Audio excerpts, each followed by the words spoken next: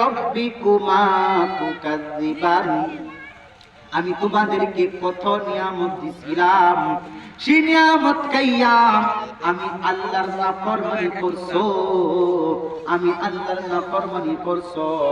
আমি তোমাদেরকে যে একটা এত বড় সার গরু তোমাদেরকে দিলাম, তোমাদেরকে খাওয়ার জন্য, জবাই করার জন্য হালাল করছি, এই সারের গোশত খাইয়া তোমাদের শরীরের মধ্যে যে শক্তি আসবে, এই শক্তি দিয়া তোমরা আমি আল্লাহর ইবাদত করবা।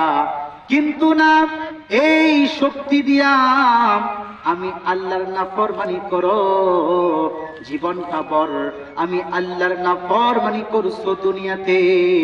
আল্লাহ তাআলা সেদিন বলবেন, আমি আজ তোমাদের জন্য,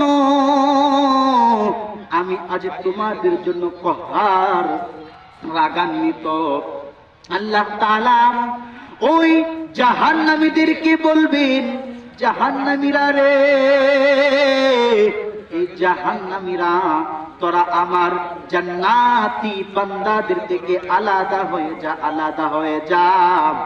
এই কথা শোনার পর জাহান্নামীরা সবাই আলাদা হয়ে যাইবে, সবাই আলাদা হয়ে যাবে, জান্নাতীদের থেকে আলাদা হয়ে যাইবে।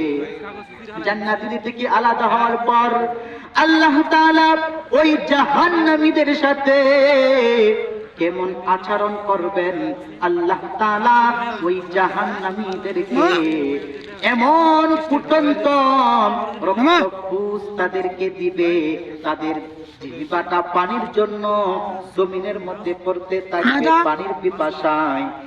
এবার আল্লাহ তাআলা তাদেরকে জাহান্নামীর গরম ওই ফুটন্ত রক্তপুষ তাদেরকে দিবে পান করার জন্য, তারা তো পানি পান করবে।